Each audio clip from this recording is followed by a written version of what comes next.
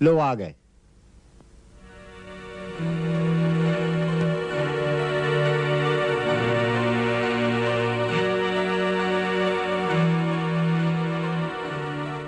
क्या कहा राजमाता ने? माँ का भी यही मत है कि श्री राम की शरण में जाओ। तो चले।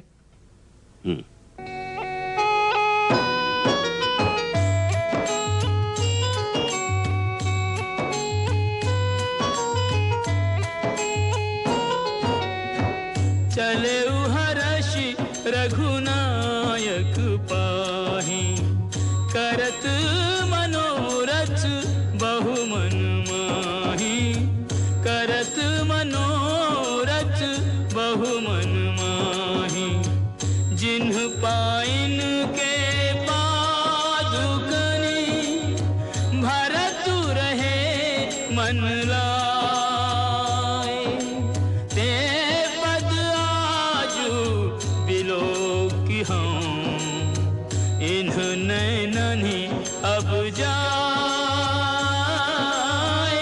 इन्ह नैननि अब जाए।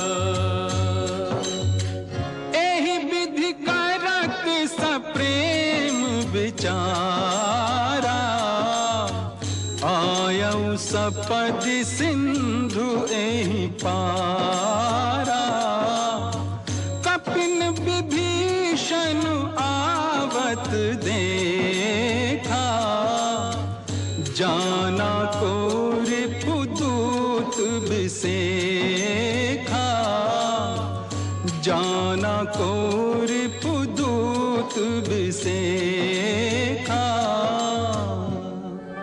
वो देखो, शत्रु के कोई दूत आ रहे हैं।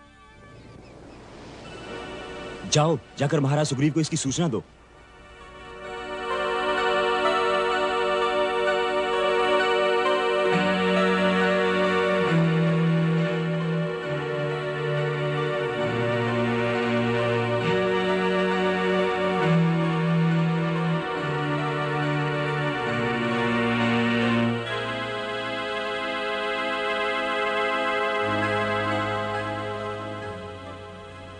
महाराज सुग्रीव शिविर में है जी। श्री राम प्रभु की आज्ञा है कि छावनी में चारों तरफ हर समय पहरा रहना चाहिए। महाराज की जय हो। कहो। महाराज, कुछ लोग आकाश मार्ग द्वारा लंका की ओर से हमारी तरफ आ रहे हैं। लंका की ओर से? जी हाँ महाराज। तो प्रभु श्री राम का कहना उचित ही है, हमें हर समय सतर्क रहना चाहिए। आओ चलें।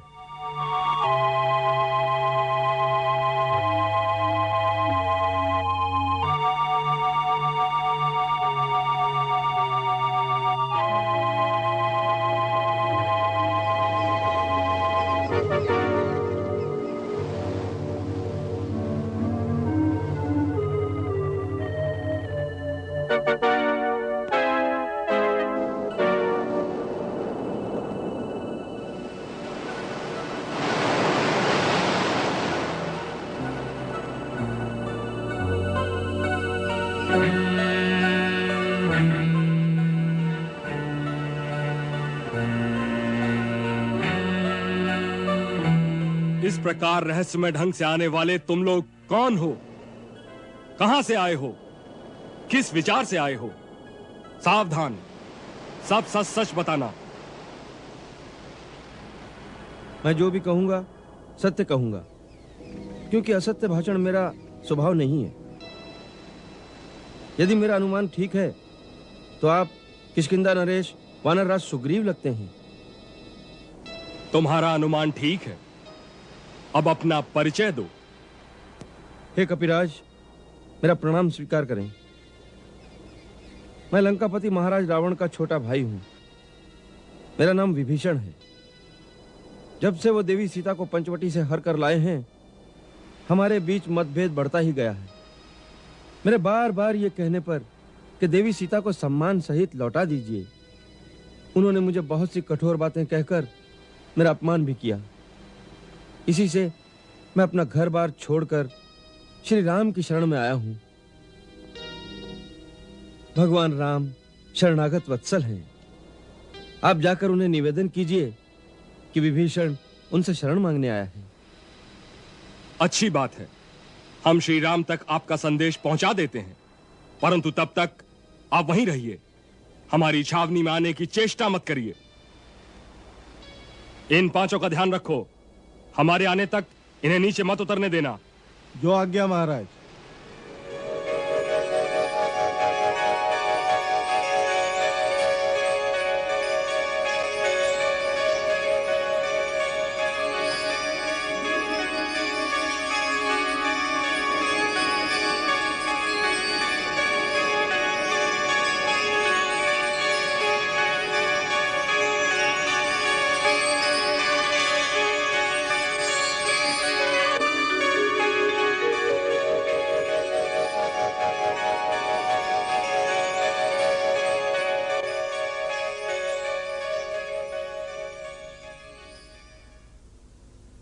आओ मित्र, बैठो।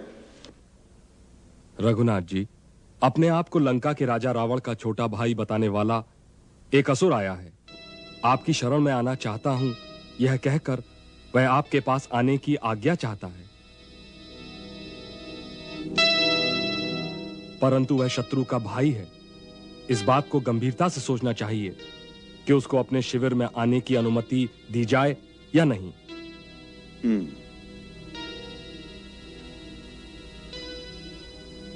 आप सबका इस बारे में क्या मत है?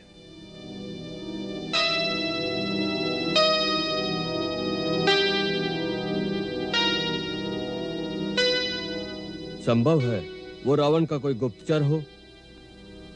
भाई हो या गुप्तचर हो, है तो हमारा शत्रु ही। इन मायावी राक्षसों का क्या भरोसा।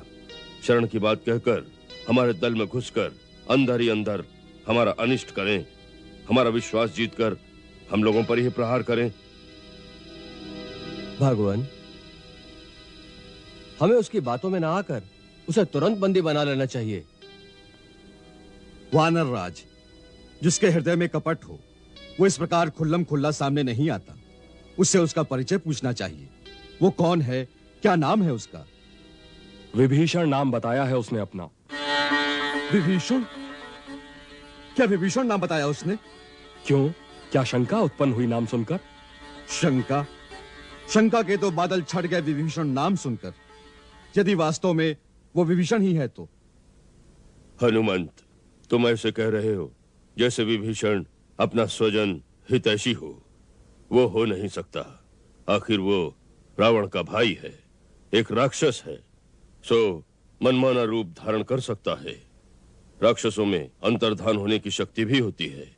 वो अवसर पाकर हमारी बहुत हानि कर सकता है। राक्षस जाति का है, इसीलिए वो दुष्ट या दुर्जन हो, यह मान लेना अन्याय है। कोई भी प्राणी जाति से अच्छा या बुरा नहीं होता, वो तो अपने कर्मों से अच्छा और बुरा होता है। राक्षसों में भी राजा बलि जैसे धर्मात्मा और दानी, प्रहलाद जैसे हरिभक्त हुए हैं जामवंत जी। उसी प्रकार विभीषण भी आपका परम भक्त है प्रभु। बल्कि सीता माता ने तो मुझे यह भी बताया था कि विभीषण अपनी बेटी के हाथ चोरी छुपे कभी कभी उन्हें भोजन भी भेजता रहता है। हो सकता है उस समय उसकी पुत्री ने सहानुभूति के कारण ऐसा किया हो, परंतु आज स्थिति दूसरी है। लंका में सब जानते होंगे कि इस समय श्री राम की सेना समुद्र के उस पार पहुंच गई है। इस समय विभीषण का अपने भाई के बैरी के पास आने का न तो उचित समय है और न उचित स्थान। जो संकट में अपने सहोदर भाई को छोड़ दे, उस पर तनिक सोच समझकर विश्वास करना चाहिए भैया। लक्ष्मण, लक्ष्मण और भरत जैसे भाई इस संसार में तो क्या तीनों लोगों में दुर्लभ है। अतः उनके मापदंड से सबको मापना उचित नहीं है। वानर राज, आप सबके विचार मैं एकाग्रचित्त होकर सुन रहा था। अब आप सब मेरे विचार भी सुने, उसके पश्चात अपना निर्णय दें।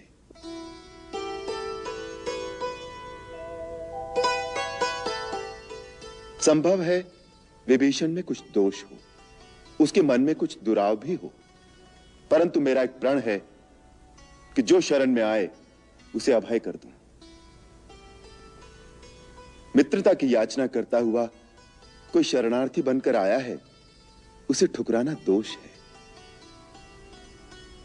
दोषी को आश्रय देना, भले ही वो ठगने क्यों ना आया हो, सत्पुरुषों के लिए उचित है। ठगना पाप है, ठगे जाना नहीं।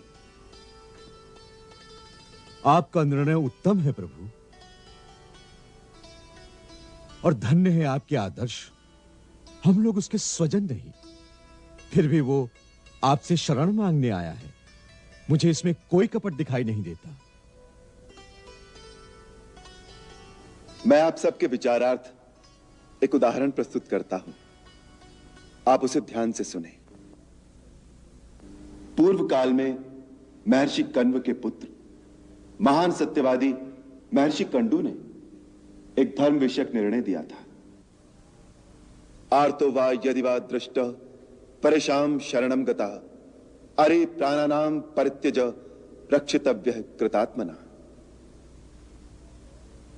यदि शत्रु भी शरण में आए और दया की याचना करे तो उसे भी निराश नहीं करना चाहिए। शत्रु दुखी हो या दुरात्मा, यदि वो विपक्षी की शरण में आ जाए तो निर्मल मन वाले श्रेष्ठ पुरुष को अपने प्राणों का मोह छोड़कर उसकी रक्षा करनी चाहिए। यदि वो ऐसा नहीं करता तो पाप का भागी होता है। शरणागत का त्याग स्वर्ग और सुयश की प्राप्ति को मिटा देता है। यदि शरण में आया हुआ प्राणी रक्षक के सामने नष्ट हो जाए तो वो उसके सारे पुण्य को ले जाता है। मैं आज महर्षि कंडू के उस यथार्थ और उत्तम वचन का पालन करूंगा। मैं तुम्हारा हूं, यदि ऐसा कहकर कोई मेरी शरण में आया है तो उसे ग्रहण न करना महान अधर्म होगा। हे कपिश्रेष्ठ, ये तो विभीषण है। यदि स्वयं रावण भी शरणागत बनकर आए तो भी मैं अपना पन निभाऊंगा, उसे शरण दूंगा।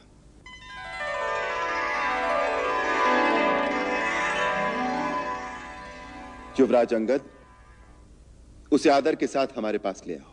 जो आज्ञा प्रभु।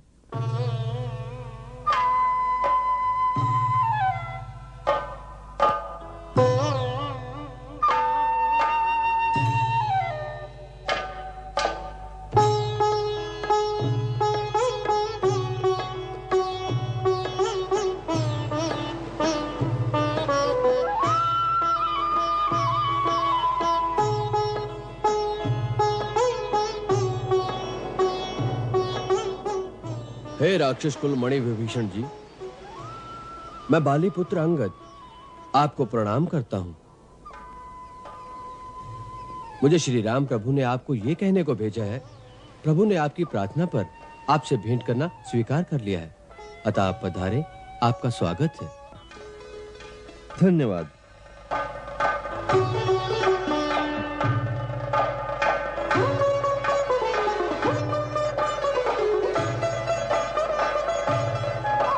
आइए।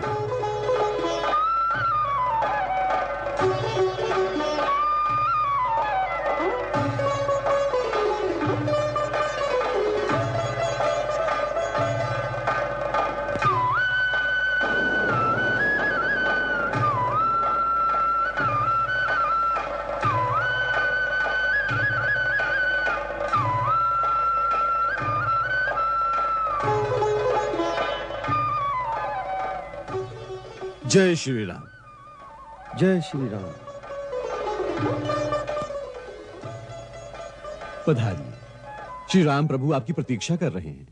धन्यवाद।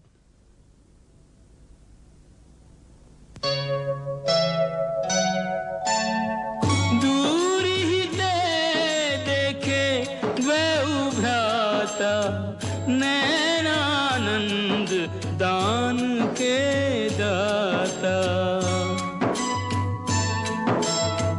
बहुरी राम छवि धाम बिलो की रहे उठटुकी एक टक पल रोकी एक टक पल रोकी।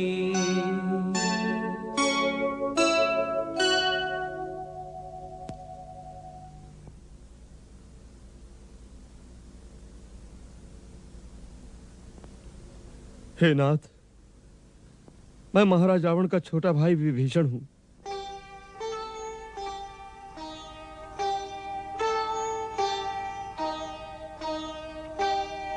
हे देवताओं के रक्षक, मुझ में सारे अवगुण हैं। मेरा जन्म राक्षस कुल में हुआ है। मेरा शरीर तामसी वृत्ति का है, जिसके कारण स्वभाव से ही मुझे पापों से लगाव रहा है। ये सब होते हुए मैं आपके दर्शनों का भी पात्र नहीं हूं। फिर भी आपकी यशगाथा सुनकर आपसे मिलने आया हूं। प्रभु, आप शरणागत भयहारी हैं। जिसे आपकी शरण मिल जाए उसे जन्म और मृत्यु के भय से मुक्ति मिल जाती है। प्रभु, मुझे महाराज रावण ने अपमानित करके लंका से निकाल दिया है। मैंने उन्हें अधर्म और अनीति से बचाने के लिए इस बात पर जोर दिया था कि देवी सीता को सम्मान के साथ आपके पास पहुंचा दिया जाए और लंका तथा लंका की निर्दोष प्रजा को युद्ध के संहार से बचाया जाए। परंतु वो किसी प्रकार नहीं माने। मैंने अपना मुकुट तक उनके चरणों में रख दिया। उन्होंने उसे भी ठोकर मारकर दूर फेंक दिया।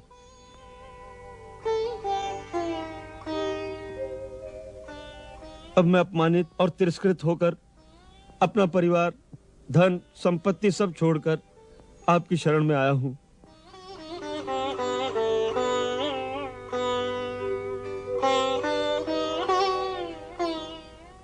प्रभु, आप शरणागत वत्सल हैं। मेरे अवगुण चित्त न धरो प्रभु। मेरी रक्षा करो प्रभु, मेरी रक्षा करो।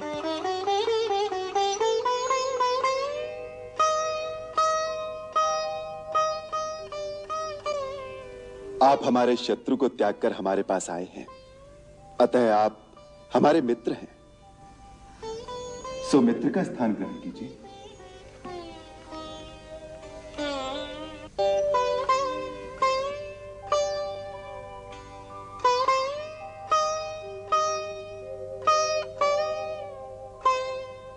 स्वामी, मैं तो एक सेवक बनने आया था। आपने मुझे मित्र का स्थान दे दिया। मैं इसका पात्र नहीं था। यह आपकी विनम्रता है और यही आपकी महानता भी है लंकेश।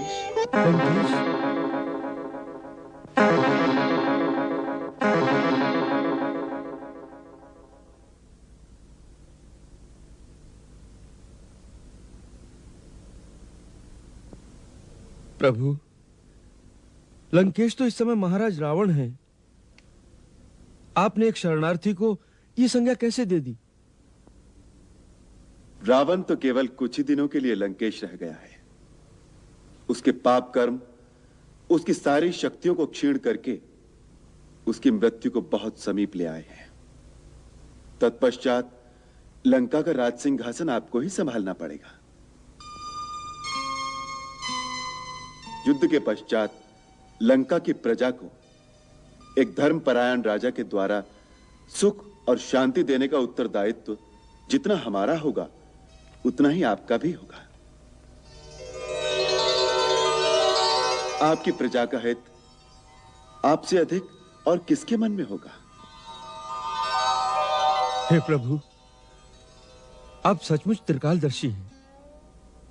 यही बात आज मेरी पूजनीय माता ने मुझसे कही थी, जो मेरे पूज्य पिताश्री महर्षि विश्रवा हिमालय जाते हुए उन्हें कह गए थे कि महाराज रावण के पश्चात मुझे प्रजा की सेवा का कार्य संभालना पड़ेगा।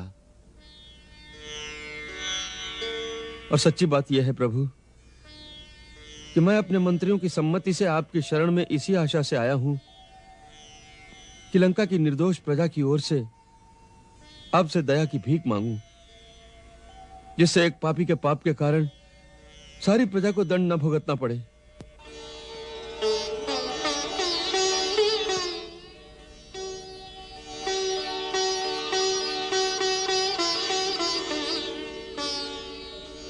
मित्र, हम तुम्हारी प्रजा वत्सलता की सराहना करते हैं।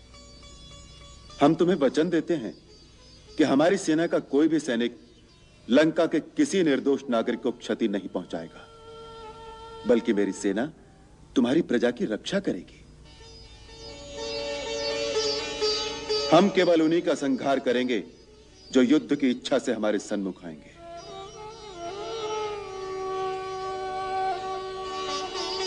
मैं लंका निवासियों की ओर से कोटि कोटि धन्यवाद करता हूं। आपने अपने सेवक के साथ उन सब को निर्भय कर दिया। आपसे बड़ा दानी कौन हो सकता है? प्रभु, यही अनुकंपा बनाए रखिएगा। तुम अनुकंपा की बात करते हो, हमें तो तुमसे बड़ी सहानुभूति है मित्र, कि उस दुष्ट मंडली में भी तुम कैसे अपने धर्म और अपनी नीति की रक्षा कर सके। कहते हैं कि दुष्टों की संगति से तो घोर नरक में रहना उत्तम है। मैं हनुमान से सारी गाथा सुन चुका हूं कि ऐसे वातावरण में तुम किस प्रकार भक्ति की भावना में अचल और अडिग होकर खड़े हो। प्रभु, सारी शक्ति भक्ति ही देती है। उसमें भक्त की कोई शूरवीरता नहीं। जिस क्षण आपकी छवि मन में उदय हो जाती है, उसी क्षण मन से काम, क्रोध, लोभ, मोह, अहंकार आदि भाग जाते हैं। अन्यथा तो मुनिगण भी सहस्त्रों वर्ष ध्यान लगाकर भी कुछ नहीं पाते।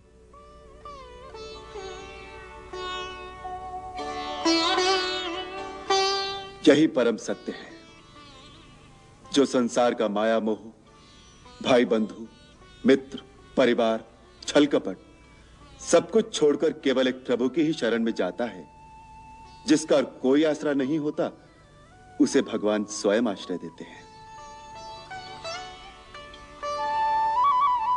मित्र, तुम हमारी शरण में आश्रय मांगने आए हो। हमने तुम्हें लंकेश कहा है। हमारे बाण की भांति हमारा वचन भी अमोघ है, जो झूठा नहीं हो सकता। रावण ने तुम्हारे मुकुट को ठोकर मारकर दूर फेंक दिया है। उसके बदले हम आपको राजमुकुट पहनाएंगे। महाराज सुग्रीव, आप समुद्र का पवित्र जल मंगवाइए। सागर में समस्त तीर्थों के जल का समावेश है। अपनी सेना के सामने उसी पवित्र जल से हम लंका के भावी नरेश महाराज विभीषण का राज्याभिषेक करेंगे। लक्ष्मण, छावनी के मध्य में उचित प्रबंध किया जाए। जी भैया।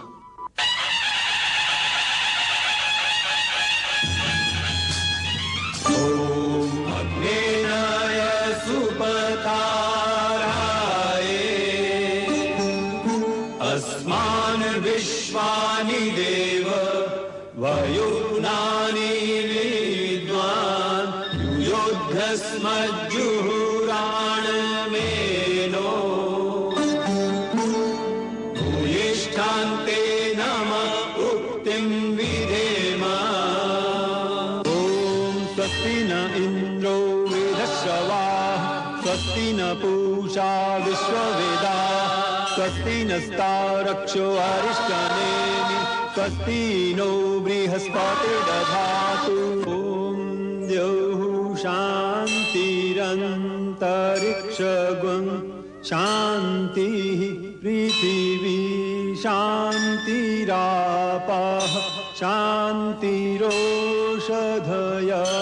शान्तिः वनस्पतयः शान्तिर्विश्वे देवाः शान्तिर्ब्रह्म शान्ति सर्वज्ञं शान्ति शान्ति।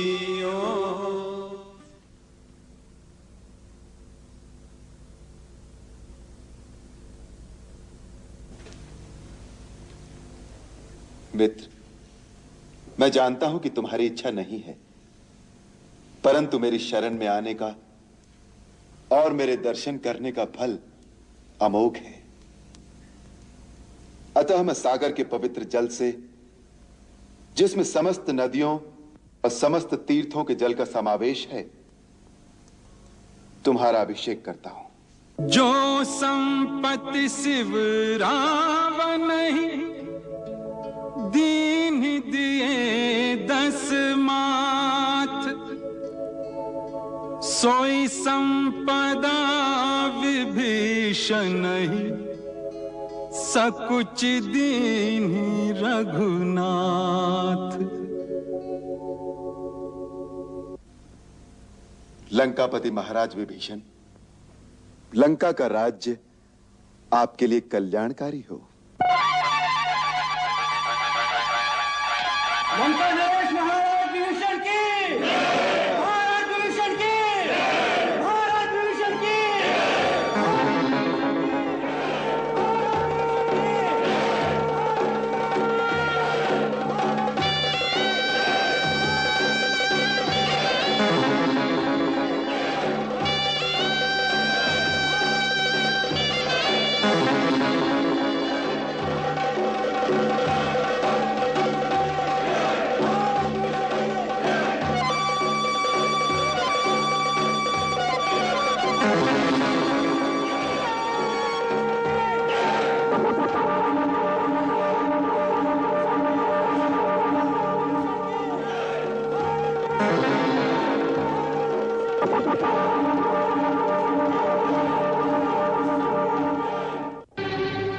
क्या कहा? विभीषण का राज्याभिषेक कर दिया? शार्दूल, तुमने अपनी आंखों से देखा? जी हाँ महाराज, वानरों के राजा सुग्रीव, युवराज अंगद और दूसरे सेना नायकों के सामने राम ने समुद्र के जल से उनका अभिषेक किया और फिर लंका का राजा कहकर उनका राज तिलक कर दिया।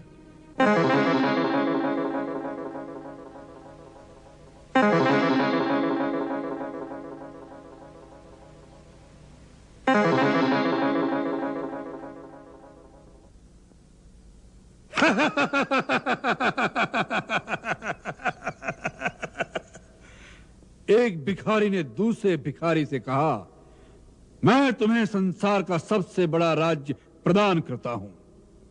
और दूसरे भिखारी ने पहले से कहा, मैं तुम्हें तीनों लोकों का भगवान बना देता हूं। एक दर दर भटकते हुए कंगाल ने दूसरे कंगाल को झूठा सपना दिखाकर निहाल कर दिया। सूखी रेत पर बैठकर माथे पे पानी का तिलक लगाने से लंका नरेश का राज तिलक हो गया। वाह राम वाह! एक मायावी को भी अपनी माया के चक्कर में डाल दिया। मान गए तुम्हारी चतुराई को। और सुग्रीव को भी इसी प्रकार भरमा दिया था। मुझे तो उस मूर्ख वानर सुग्रीव पर हंसी आती है, जो किष्किंधा का वैभव विलास छोड़कर उन वनवासियों के साथ भटकता फिर रहा है और साथ में अपनी सेना को भी भटका रहा है। वो सेना 2 दिन में ही वापस चली जाएगी। समुद्र लांघने का कोई साधन नहीं है उनके पास। सूखी रेत पर कब तक बैठे रहेंगे? वहां बालू और रेत के अतिरिक्त खाने को भी कुछ नहीं मिलेगा। भूख और प्यास से व्याकुल सैनिक जल्द ही ऊब कर वापस चले जाएंगे। मुझे क्षमा करें महाराज, उन सैनिकों में निराशा के कोई चिन्ह दिखाई नहीं दे रहे थे। वे सब बड़े उत्साह में हैं और महाराज, उनकी सेना भी इतनी विशाल है कि वो एक सागर की भांति दिखाई देती है। वत्स मेघनाद, शत्रु को कभी निर्बल नहीं समझना चाहिए। शत्रु छोटा हो तो भी उसका उपहास नहीं करना चाहिए। शत्रु से सदैव सतर्क रहना चाहिए। आप कहना क्या चाहते हैं नाना जी? मैं गुप्तचर शार्दुल का संकेत समझ रहा हूं। वो आपके भय से खुलकर बोल नहीं सकता, परंतु उसका अर्थ यही है कि श्री राम का लंका की ओर कूच कोई उपहास की बात नहीं है। बड़ी गंभीरता से उस पर विचार किया जाना चाहिए। जिस प्रकार राम ने आज विभीषण का राज तिलक किया है, उसी प्रकार एक दिन उसने सुग्रीव का भी राज तिलक किया था। वो वृथा नहीं गया। उन्होंने अंत में सुग्रीव को किष्किंधा का राजा बना ही दिया। इससे उनके वचन की महत्ता बढ़ गई है। आपने ठीक ही कहा है राजन, राम बड़ा चतुर है। उसने विभीषण का राज तिलक करके लंका में एक दरार डालने की युक्ति कर ली है। लंका में जो लोग आपसे सहमत ना होंगे, आज वो विभीषण के अनुयायी बनने की बात सोचेंगे। राम ने उनके मन में एक आशा उत्पन्न कर दी है कि जैसे सुग्रीव को राजा बनाया गया, उसी प्रकार एक दिन विभीषण को भी लंका का राजा बना देंगे। राम ने एक ही चाल से आपके शत्रुओं के मन में आशा और आपके अनुयायियों के मन में आशंका का बीज डाल दिया है। इस बात पर गंभीरता से विचार कीजिए महाराज।